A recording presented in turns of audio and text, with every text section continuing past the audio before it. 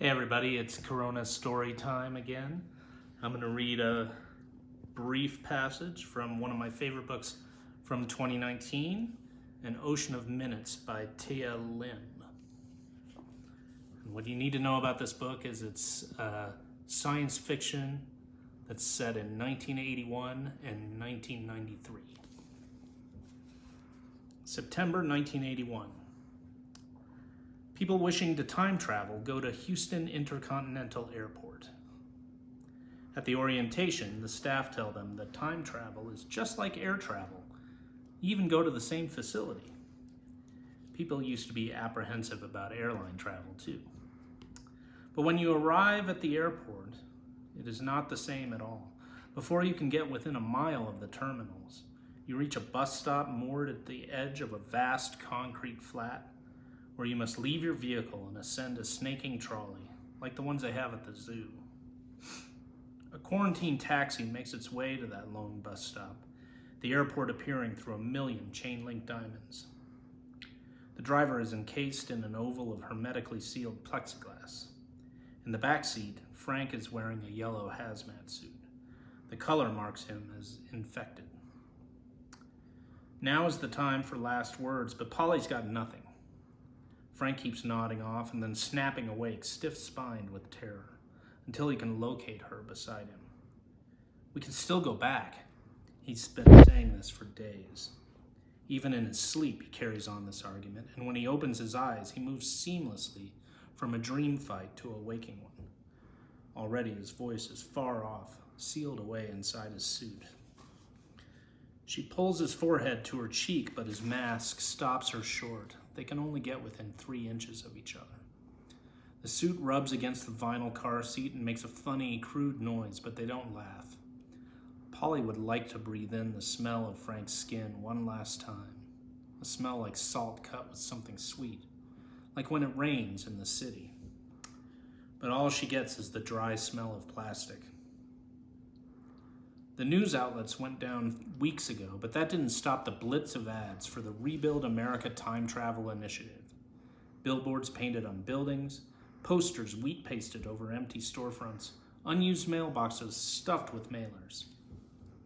There is no flu in 2002, and travel to the future and rebuild America, and no skills necessary, training provided. At first the ads were like a joke, gallows humor for people who were stranded once the credit companies went down and the state borders were closed to stop the flu's spread. People like Polly and Frank who got trapped in Texas by accident. Later, the ads made Frank angry. He would tear the pamphlets from the mailboxes and throw them on the ground, muttering about opportunism. "You know they don't market this to the rich," he'd say. And then an hour later, he'd say it again. They stayed indoors, except for the 1 day a week when they traveled to the grocery store, which had been commandeered by 5 Army reservists who doled out freeze-dried goods to ragged shoppers. The reservists had taken it upon themselves to impose equal access to the food supply, partly out of goodness and partly out of the universal desperation for something to do. One day, the glass doors were locked. A handwritten sign said to go around the back.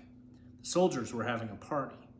With their rifles still strapped on, they were handing out canned cocktail wieners, 1 per person on candy-striped paper dessert plates that looked forlorn in their huge hands. Ted, the youngest, a boy from Kansas who had already lost his hair, was leaving for a job in the future. He was going to be an independent energy contractor. There was another sign, bigger and in the same writing on the back wall. 2000, here we come. It was a rare, happy thing, the soldiers and the shoppers in misfit clothes, standing around and smiling at each other, nibbling on withered cocktail sausages. But just that morning, the phone had worked for 5 minutes, and they got a call through to Frank's brothers, only to be told it had been weeks since the landlord changed the locks to Frank's apartment back in Buffalo. The landlord was sympathetic to Frank's predicament, but he could no longer endure the absence of rent.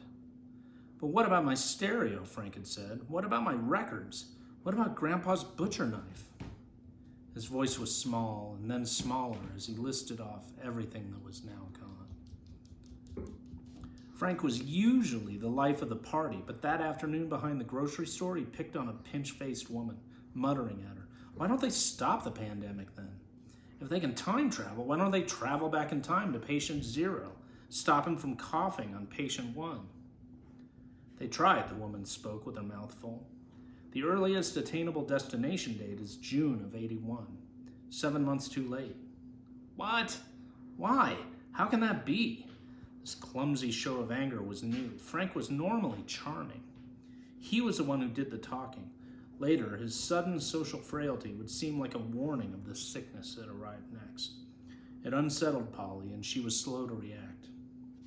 But the woman didn't need someone to intervene. That's the limit of the technology. It took until the end of '93 to perfect the machine, and 12 years is the farthest it can jump. Or, to be precise, 4,198 days is the farthest it can jump. Do you live under a rock? The tips of Frank's ears pinked, and Polly should have made a joke offered comfort, but she was distracted. In that second, it stopped being a fiction. Time travel existed, and the plates of her reality were shifting. She felt a greasy dread in the center of her chest. She wanted to drop her food and take Frank's hand and anchor him in the crook of her arm, as if he were in danger of being blown away. Now they are pulling up to the lone bus stop, and they can see the new time travel facility across the lot bisected by trolleys. The facility is a monolith, the widest, tallest building either of them has ever seen. And something primal in Polly quails. The only thing remaining of familiar airport protocol is the logistical thoughtlessness of the curb. Once you reach it, the line of unfeeling motorists waiting behind you means only seconds to say goodbye. You don't have to go, Frank says. Say something else. Say something different. Polly is smiling and shaking her head, an echo of some long-ago courting coyness that once existed between them. It has landed here in the wrong place entirely, but she can't get control of her face. You don't have to go, he says again in his faraway voice, unable to stop. Polly can only muster short words. It's okay. We'll be together soon. Don't worry. The sole way Polly was able to convince Frank to let her go was through Ted, the reservist from Kansas. He and his buddies had a plan to meet in 2000. They had chosen a place and everything. We can do the same, she said to Frank. I'll ask for the shortest visa. I'll ask for a 5-year visa. It was a setback when she got to the Time Razor office, and they offered minimum 12-year visas. But still, he would meet her on September 4, 1993, at Houston Intercontinental Airport. What if you're rerouted, he asked. He had heard about this from another patient, who had heard about it from a cousin, who knew someone who worked at the facility, who said they could change your year of destination while you were in mid-flight. Polly said reroutements were a rumor, a myth. Why would they send you to a time totally other than the one you signed up for? That would be like buying a ticket to Hawaii and winding up in Alaska. But to calm him, she came up with a backup plan. If something went wrong and either of them couldn't make it, then the first Saturday in September, they'd go to the Flagship Hotel in Galveston until they find one another. Not just the first, he said, every Saturday, every September.